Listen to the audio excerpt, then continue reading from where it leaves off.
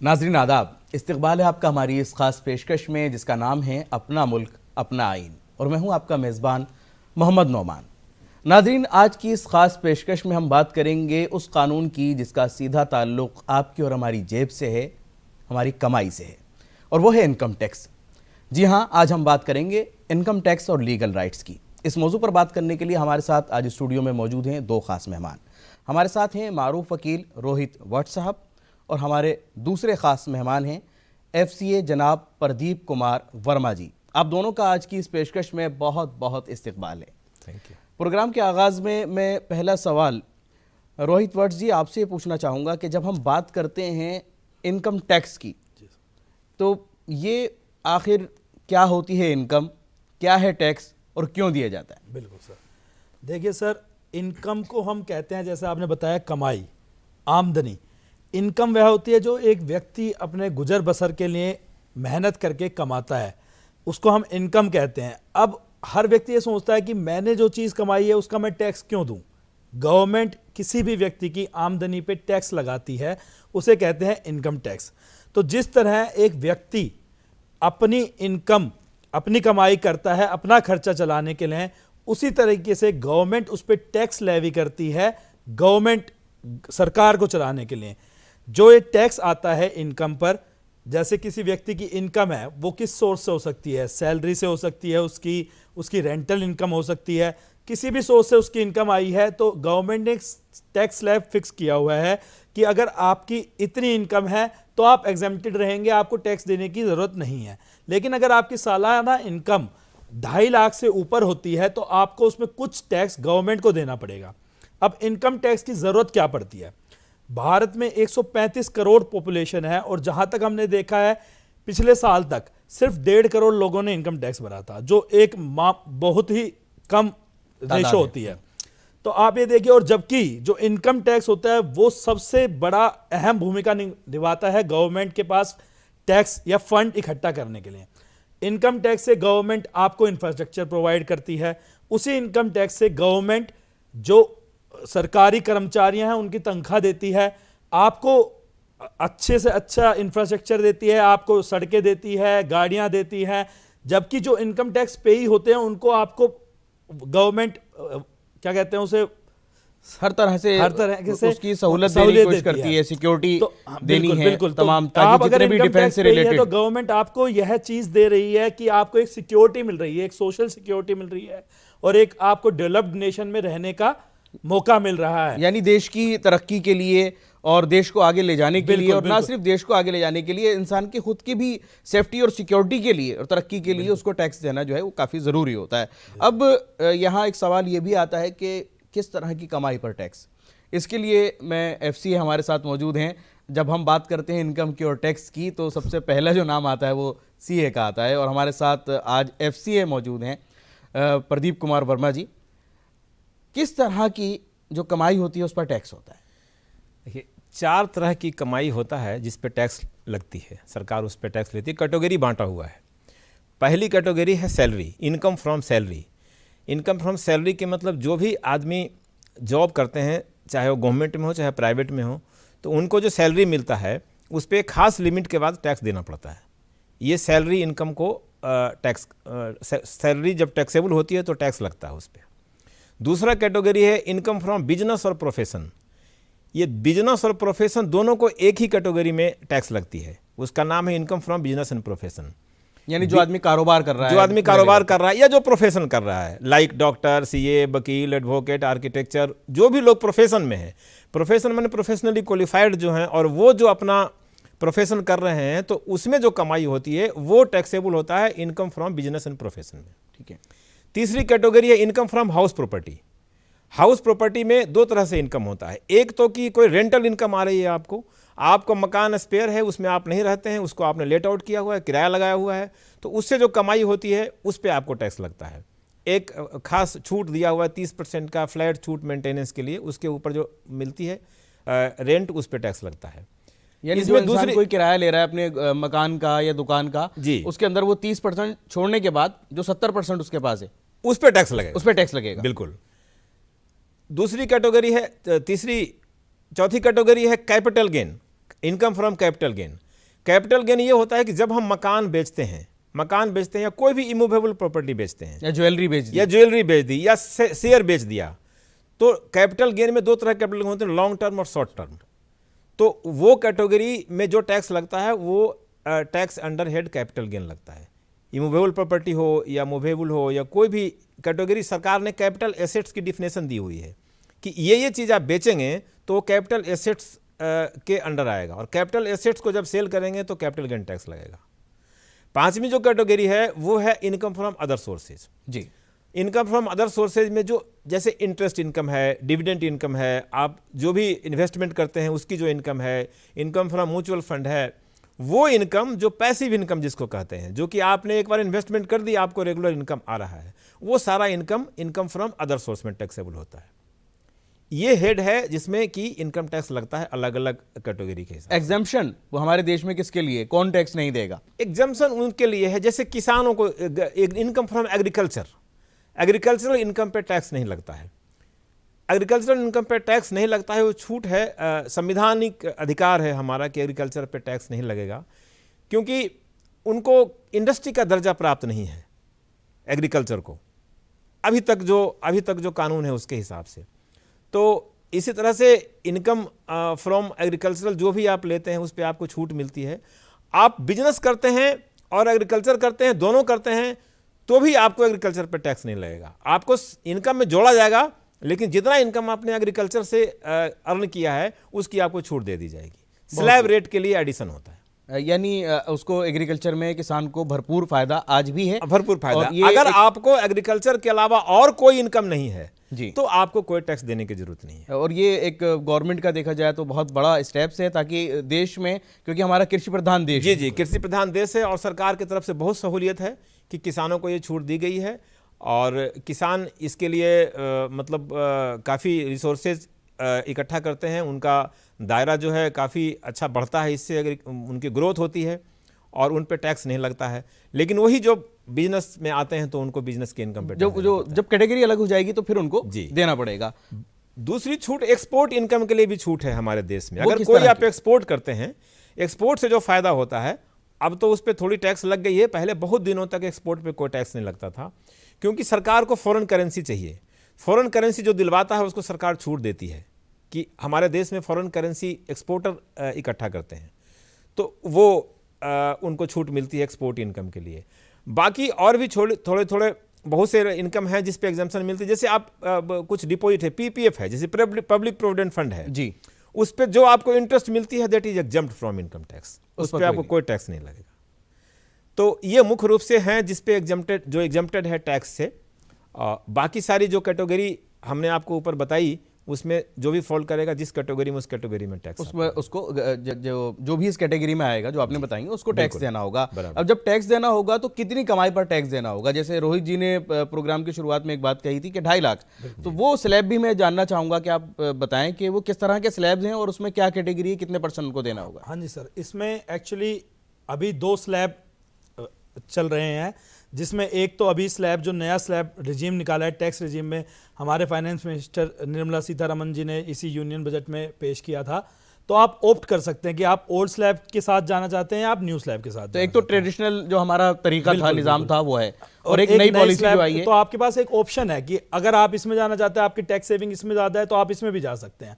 तो उसमें कोई भी आपके ऊपर ये नहीं है कि आपको इसी स्लैब में जाना है या यही फॉलो करनी है। मतलब मैंने अगर इस साल जो है वो ट्रेडिशनल तरीके से उसको इख्तियार करते हुए अपनी रिटर्न भरी है, तो अगले साल में आप नए तरीके से भी भर सकते हैं, और उससे अगले साल आप वापस ओल्ड ट्रेडिशन पे आ सकते हैं। ये मैं कर सकता हूँ। हाँ, लेकिन इसमें डिफरेंस क्या है और इन स्लैब रेट्स क्या थी? जो हमारी ट्रेडिशनल स्लैब रेट थी उसमें 2.5 लाख तक एग्जेम्प्टेड था।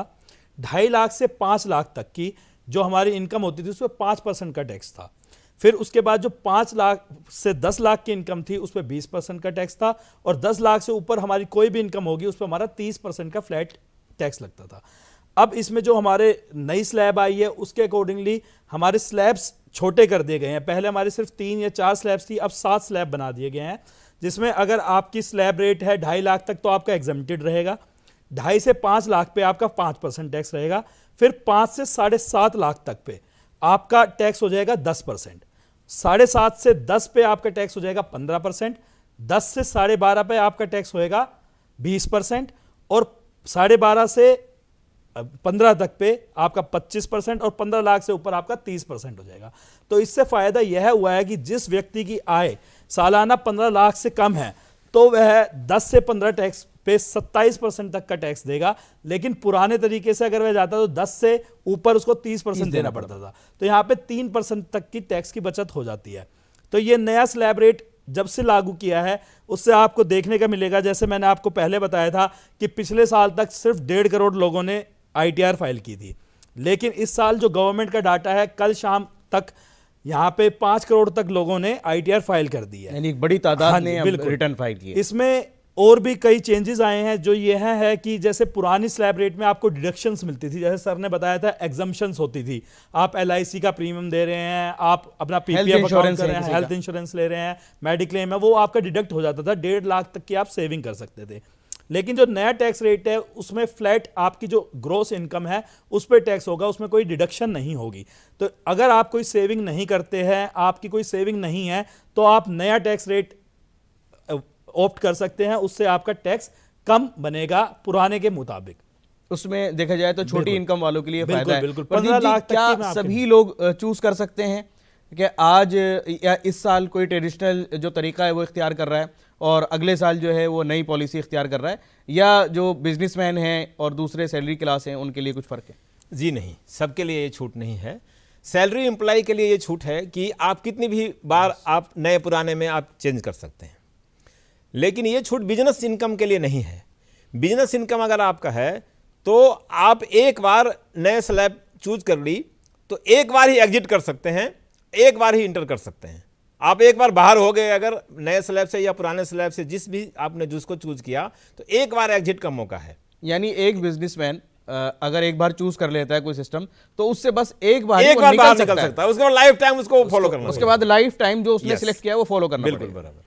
ये आपने बहुत अहम बात बताई है, जितने बिजनेस क्लास हैं उनके लिए बहुत अहम हो जाती है। लेकिन जब हम बात करते हैं इनकम टैक्स की तो रोहित जी, ये बहुत होता है कि किसी के पास इनकम टैक्स का नोटिस आया या किसी के पास इंटीमेशन आया, एक डर एक बन जाता है। बिल्कुल सर, ये क्यों होता है इस तरीके का डर? हाँ जी, जिस तरीके की हमारी सोसाइटी है, आपने देखा होगा हर व्यक्ति ये सोचता है कि मैंने इनकम कमाई है, मैं किसी को उसका हिस्सा क्यों दूं। तो जैसे हमने पहले बात की थी, इनकम टैक्स भारतीय नागरिक का एक मोरल ड्यूटी है पे करनी, क्योंकि अगर आप इनकम टैक्स पे कर रहे हैं तो आप एक देश को मजबूत कर रहे हैं। तो लोग ये चीज़ नहीं समझते हैं। फिर ये एक सेल्फ असेसमेंट टैक्स होता है, इसमें आपको सेल्फ असेस करना होता है कि हमारा कितना टैक्स बनता है, और आप ऑनलाइन भी उसे पे कर सकते हैं। तो जब किसी व्यक्ति के पास कोई इंटीमेशन या नोटिस आती है तो उनको यह लगता है कि कहीं उनसे कोई चीज़ छूट तो नहीं गई, टैक्स भरने में कोई गलती तो नहीं हो गई, या सरकार को कोई ऐसी आय तो नहीं पता चल गया जो उन्होंने छुपाई हो। तो एक व्यक्ति के मन में ये डर रहता है कि उसकी कोई सेविंग ऐसी नहीं है जो उसको दिखानी थी, क्योंकि जो ये एक कॉम्प्लिकेटेड स्ट्रक्चर होता है इनकम टैक्स का कि आपने उसमें क्या दिखाना है, क्या नहीं दिखाना, कैसे सेविंग कर रही है। अगर आप CA के साथ जा रहे हैं, उनके थ्रू करा रहे हैं तो आपके लिए ईजी हो जाता है, लेकिन बहुत सारे लोग ऑप्ट करते हैं जो खुद उसको पे करना चाहते हैं। तो उनको पता नहीं होता कि अगर हमने कोई प्रॉपर्टी बेची है तो क्या हम उसे दिखाएं, और दिखाएं तो वो किस हेड में आएगी, या अगर हमारा कोई एक और अकाउंट है, उन्होंने 2 अकाउंट दिखाया हुआ, तीसरा अकाउंट नहीं दिखाया, तो उनका एक डर सा बना रहता है। तो इसमें एक डिफरेंस भी होता है, जैसे आपने बताया इंटीमेशन आती है या नोटिस आता है इनकम टैक्स से, तो इनमें दोनों में डिफरेंस क्या है? इंटीमेशन ज़्यादातर आती है आपके रिफंड की। मान लीजिए जैसे टैक्स डिडक्ट एट सोर्स होता है, कोई सैलरीड पर्सन है, उसकी सैलरी ऐसी है साल में 2.5 लाख से ऊपर है, तो उस पर जो उसको सैलरी देगा वो टैक्स TDS काटता है जी। अगर वो इनकम टैक्स रिटर्न भर रहा है अपनी और उसका टैक्स उतना नहीं बना तो उसका रिफंड आ जाएगा। तो जो इंटीमेशन होती है वो mostly in respect of refund होती है। लेकिन जो नोटिस होता है कि आपने इस बार ITR नहीं भरी, आपका नोटिस आता, मान लो लास्ट डेट है 31 मार्च, जो जून में डेट होती है 31 मार्च वाली रिटर्न फाइल करने की, उसमें आपने वो डेट मिस कर दी है और आप रेगुलर इनकम टैक्स पे ही हैं, आपके पास इनकम, तो आपके पास नोटिस आएगा कि आप हर साल इनकम टैक्स पे कर रहे हैं, इस बार आपने इनकम टैक्स नहीं पे किया। या अगर वो स्क्रूटनी में चेक करते हैं कि आपका हर बार टैक्स इतना जा रहा था और इस बार आपने ना लॉसेस दिखाए और आपका टैक्स कम कैसे हुआ है, तो वो एक नोटिस भेजते हैं आपको क्लैरिफिकेशन के लिए कि आपकी ITR रेगुलर थी, वो इरेगुलर क्यों हो रही है, या आपकी आईटीआर ज्यादा आ रही थी वो अब कम कैसे हो गई, उसका कारण बताने के लिए। कारण बताने तो- के लिए। हाँ जी। प्रदीप सर, नोटिस आया, क्या करे, कोई डर जाए? देखिए, आपको एक महत्वपूर्ण बात बताऊं जी। जो आम जनता के लिए बहुत जानना जरूरी है जी। कि आपकी सारी इंफॉर्मेशन सरकार के पास है। आप छुपा नहीं सकते कुछ अब भी। हमारा देश उस टैक्स रेजिम में आ गया है जो बहुत एडवांस हो गया है, विदेशों की बराबरी हो गई है। ये विदेशों की बराबरी इसलिए मैं कह रहा हूं कि अब वो दिन नहीं है जब आप रिफंड फाइल करेंगे आज और साल के बाद रिफंड आएगा। आपको हो सकता है दूसरे दिन आ जाए, हो सकता है 1 महीने में आ जाए, 1 सप्ताह में आ जाए। इतना इजी सिस्टम, इतना इजी सिस्टम हो गया, इतना ट्रांसपेरेंट हो गया है। तो अब सरकार ने जो इंफ्रास्ट्रक्चर टैक्स की बनाई है वो बहुत काबिल तारीफ, बहुत काबिल तारीफ। उसका मैं आपको एक फर्क बताता हूं कि आपकी सारी इंफॉर्मेशन सरकार के पास है। 360 डिग्री एनुअल इंफॉर्मेशन सिस्टम बनाया सरकार ने। वो 26A थी जिसमें कि सिर्फ इनकम और टीडीएस की डिटेल होती थी। अब वो धीरे धीरे फेज आउट हो रहा है। अब आपके पास एक एनुअल इंफॉर्मेशन सिस्टम है जिसमें कि आप अगर अपने लॉगिन करके देखेंगे तो आपने जितने भी पैन नंबर से रिलेटेड जितने काम किए हैं आपने पूरे साल में, वो सब आपको मिलेगा। वो सारा है। अब वो दिन नहीं जब आप इनकम टैक्स में कुछ और दिखाएंगे, जीएसटी में कुछ और दिखाएंगे, या किसी भी और कस्टम में कुछ और दिखाएंगे। उस सारी इंफॉर्मेशन वहां पैन से लिंक है, क्योंकि बिना पैन के आप कोई काम नहीं कर सकते। सरकार के पास वो सारे डाटा हैं कि आपने क्या सेल किया है, क्या जीएसटी में सेल किया है, क्या इनकम टैक्स में आपने इनकम कमाई है, क्या आपका टैक्स कटा है, क्या प्रॉपर्टी बेची है, क्या शेयर बेचा है, एवरीथिंग इज देयर। सो आपके लिए ये बहुत अच्छा मतलब सलाह है कि कुछ भी ना छुपाएं, आप कुछ भी ना छुपाएं। जब भी आप रिटर्न फाइल करें तो एवरीथिंग शुड बी डिस्क्लोज। लेकिन प्रदीप जी, अक्सर ऐसा होता है कि लोग जब प्रॉपर्टी बेचते हैं जी, तो उस रकम को वो छुपाने की कोशिश करते हैं। वो आप नहीं छुपा सकते अब, क्योंकि अगले दिन नोटिस आ जाएगा। अब वो समय नहीं रहा कि कुछ छुपाएंगे। नोटिस ज्यादातर उसी की आती है जो concealment of income. Concealment of income का मतलब होता है कि जिसको छुपा लिया आपने। सरकार को पता है अब वो दिन दूर नहीं जब आपकी रिटर्न बना के सरकार भेज देगी आपको कि ये रिटर्न है आपका, आप बताइए इसके अलावा अगर कुछ है आपके पास इनकम तो। अच्छा, ये सरकार भेज देगी। Yes. आपने कहा। अब मैं ये भी जानना चाहता हूं कि नोटिस किस किस कंडीशन में इंसान के पास उस आता कंडीशन में है? आती जैसे है, एक कंडीशन अगर- तो बताई उन्होंने। अगर आपने कोई इनकम छुपा ली तो नोटिस आता है। कोई रिटर्न फाइल करने में गलती कर दी तो नोटिस आता है। अगर आपकी जो इनकम डिक्लेयर किया है आपने वो सस्पिशियस है तो नोटिस आता है। अगर आपने बैंक में जो ट्रांजैक्शन किया है वो आपके रिटर्न से मैच नहीं कर रहा है तो नोटिस आता है। नोटिस आने के बहुत सारे कंडीशन हैं। और आपने कोई ऐसी इन्वेस्टमेंट कर दी जो दिखाई नहीं रिटर्न में तो नोटिस आता है। तो इन सारे नोटिस कुछ ना कुछ डिस्क्रिपेंसी की वजह से आती है। अगर आप अपने सारे इंफॉर्मेशन सही सही देंगे तो आपके पास नोटिस नहीं आएगा। नोटिस नहीं आएगा। इसलिए ईमानदारी से पे कीजिए टैक्स, पे टैक्स एंड रिलैक्स। बिल्कुल, बहुत अच्छा। ये आपने एक बहुत अच्छा जुमला दिया है कि पे टैक्स एंड रिलैक्स। yes. तो अगर आपको रिलैक्स रहना है तो आप टैक्स पे करें, कुछ भी ना छुपाएं। कुछ भी ना और ना सिर्फ ये कि जिम्मेदारी आपकी, कुछ भी ना छुपाएं, सरकार से अब कुछ छुपा हुआ नहीं है। नहीं है, ये मान के चलें। ये मान के चलें आप। ये बहुत जरूरी है। क्योंकि एक एनुअल इंफॉर्मेशन रिटर्न जाती है सभी अथॉरिटी से। जैसे कोई गाड़ी खरीदी आपने, कोई प्रॉपर्टी रजिस्ट्री कराई, कोई आपने शेयर खरीदा, कोई आपने कोई भी इन्वेस्टमेंट किया, तो वो जो इंस्टीट्यूशन है जहां से आप गाड़ी खरीद रहे हैं, जहां से प्रॉपर्टी रजिस्टर करा रहे हैं, they are sending information to the central government, to the finance ministry, and वो आपके पैन से अटैच हो जाता है। So everything is transparent. आप कुछ भी ना छुपाएं, आप सब कुछ डिक्लेयर करें, जो टैक्स बनता है ईमानदारी से दें। सरकार आपको कभी नोटिस नहीं भेजेगी। Everything is transparent. उसके Everything बावजूद आपका एक लंबा एक्सपीरियंस है, आपके पास लोग आते हैं, अपने रिटर्न भरवाते हैं, कहाँ कुछ अब भी आपको लगता है कि अभी जरूरत है उसके अंदर और ज्यादा बेहतरी की जाए? उलझन कहाँ आ रही है लोगों को? उलझन है, उलझन थोड़ी बहुत है। उलझन ये है कि कभी कभी गलत इंफॉर्मेशन आता है एनुअल इंफॉर्मेशन सिस्टम में जो हमारे पैन से रिलेटेड नहीं है। अब दुविधा यह है कि उसको हम दिखाएं कि ना दिखाएं। दिखाएं तो गलत हो जाता है, ना दिखाएं तो नोटिस आ जाएगा।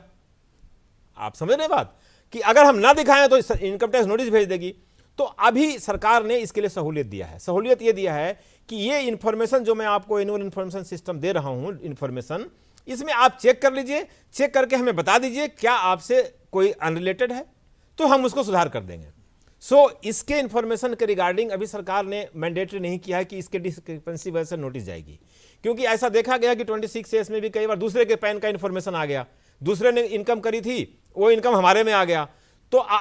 तो सरकार का कहना है कि आप उसको अपना इनकम और टैक्स ना माने, आपकी जो है वही आप दें। जब डिस्क्रिपेंसी नोटिस आएगी तो आप बता दें कि ये हमारा इनकम नहीं है। तो उलझने इस तरह की है। और कुछ उलझने ये है कि जो बहुत से लोग कंफ्यूज हो जाते हैं कि नया रेजिम में जाएं कि पुराने रेजिम में जाएं, नए टैक्स रेजिम में जाएं कि पुराने में जाएं। तो इसका कोई मतलब क्लियर कट फार्मूला नहीं है कि आप नए में जाएंगे पुराने में जाएं, depending upon your slab of income. Slab के साथ साथ मैं रोहित जी से भी समझना चाहूंगा कि अगर नई पॉलिसी जिस तरीके से आपने बताई कि इतनी अच्छी है, नया रिजीम जो है वो इतना अच्छा है, तो पुराने की तरफ, ट्रेडिशनल की तरफ लोग क्यों जाएंगे, उसका क्या फायदा है? सर इसमें क्या होता है, पुराने जो टैक्स रिजीम था वो आपको सेविंग करने का मौका देता है। पहले जैसे मूलतः लोग होते थे वो अपने बच्चों के लिए पढ़ाई के लिए सेविंग करते थे, अपने मेडिकल फैसिलिटी के लिए करते थे सेविंग, LIC में सेविंग करते थे। तो नए रिजीम में आपको वो डिडक्शन नहीं मिलेगा। पुराने स्लैब में अगर आप 10 लाख से कम इनकम की आय है, आपकी इनकम है, तो आप सेविंग कर रहे हैं तो आपको 1.5 लाख तक का उसका रिबेट मिल जाता था। तो आप 10 लाख की इनकम है तो आप 8.5 लाख पे टैक्स भर रहे थे।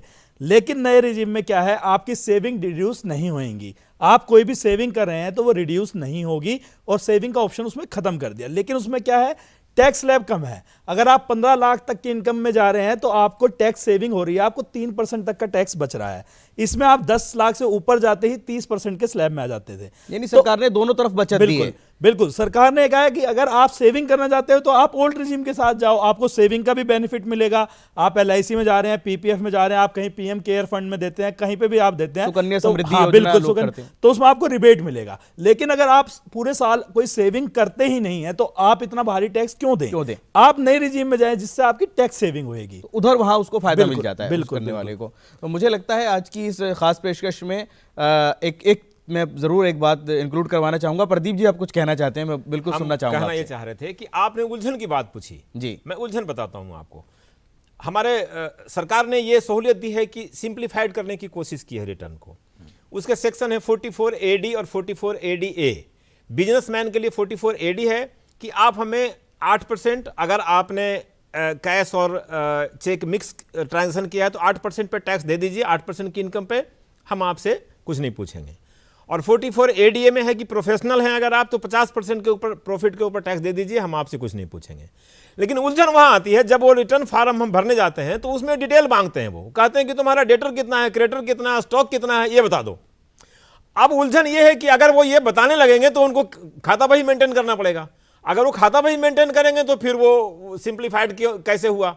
तो खाता तो मेंटेन करना ही पड़ेगा। खाता तो मेंटेन करना ही पड़ेगा, ये उलझन है। तो यानी जो है खाता मेंटेन रखा जाए तो उसमें किसी ऐसी उलझन में ना पड़े कि आप ये सोचें खाता मेंटेन नहीं करना। हाँ, खाता जरूर मेंटेन करें। और इसके लिए बहुत ज्यादा ये जरूरी हो जाता है कि अगर आपको आगे उसको सिंप्लीफाई खुद भी अपने लिए रखना है तो खाता मेंटेन करके रखें। मुझे लगता है आज की इस पेशकश को हमें यही कंक्लूड करना होगा और उम्मीद है कि आज की इस पेशकश से इनकम टैक्स के कानून के बारे में आपने काफी कुछ जाना होगा। और अगली पेशकश में फिर हम इसी मौजू पर बातचीत करने की कोशिश करेंगे। इससे जुड़े हुए जो अहम पॉइंट्स हैं उनको समझने और समझाने की कोशिश करेंगे। हम आज की इस पेशकश को यहीं मुकम्मल करते हैं। हम अपने मेहमानों के बहुत बहुत शुक्रगुजार हैं। आज के इस प्रोग्राम से मुताल्लिक आप अपने राय और मशवरे हमें ईमेल पर भेज सकते हैं। हमारा ईमेल ID है apnaMulk@gmail.com। आप सोशल मीडिया पर भी हमसे जुड़ सकते हैं। हमारी आज की इस पेशकश में बस इतना ही। हम फिर हाजिर होंगे किसी नए और ख़ास मौजू के साथ। तब तक के लिए इजाज़त दीजिए। खुदा हाफिज़।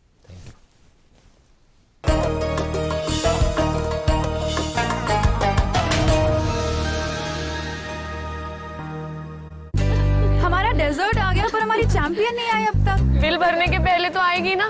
सो गर्ल्स क्या हो रहा है? बिल हो रहा है। चल अपना कार्ड दे। पिन दे। RBI कहता है अपना पिन, OTP, CVV या इंटरनेट बैंकिंग पासवर्ड किसी को ना दे। ऑनलाइन बैंकिंग सिर्फ अपने ही कंप्यूटर, मोबाइल और सिक्योर नेटवर्क से करें। हाँ, ये खाने की चैंपियनशिप थी क्या? RBI कहता है जानकार बनी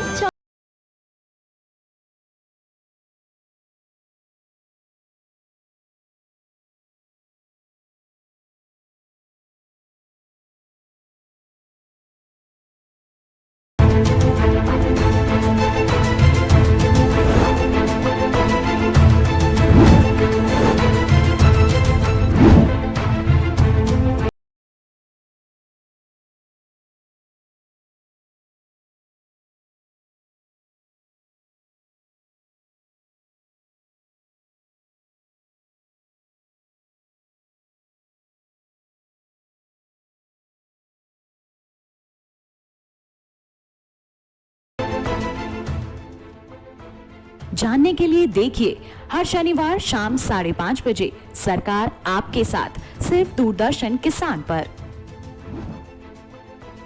गांव की पुलिस पाटिल को उसके घर में घुस के मारेंगे। फिरंगी इतनी आसानी से भारत माता को नहीं छोड़ेंगे। हमें और बड़ी मात्रा में गोले बारूद इकट्ठा करने होंगे। इसे कुछ भी खाने को नहीं देना चाहिए था। अगर ये भूख और प्यास से मर गया तो इस मौत का दोष हम पर नहीं, भूख पर आएगी। देवा डाकू के गिरफ्त से कुलकर्णी भाव को सुरक्षित लौटा कर लाओ साईं। होनी होकर ही रहती, राम जी भला करेंगे।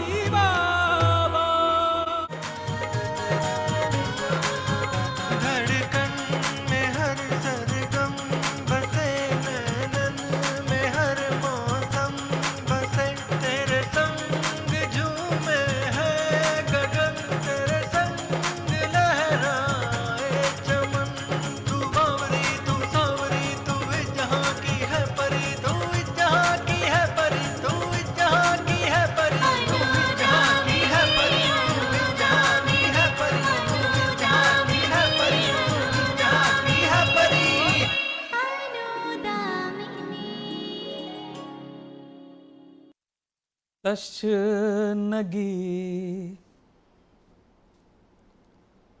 बढ़कर हमारी, तशनगी बढ़कर हमारी, जब जवां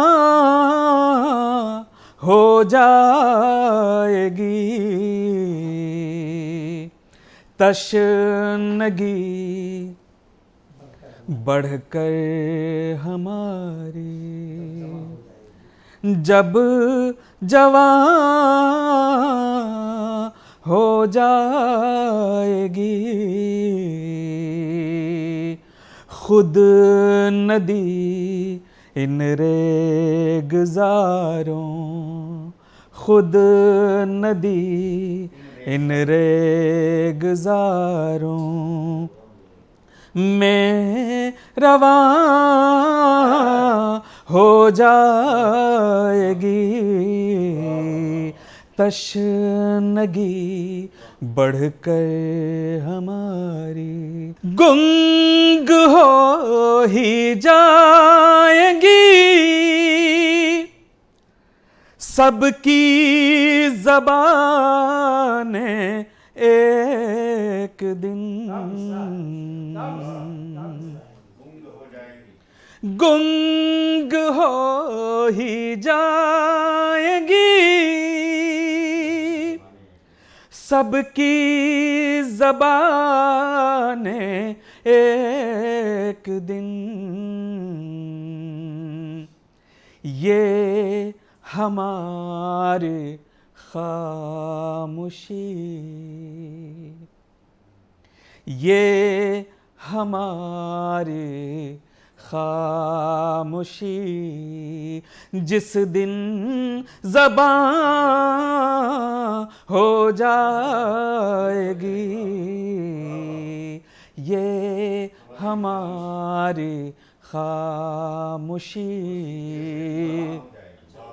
जिस दिन ज़बां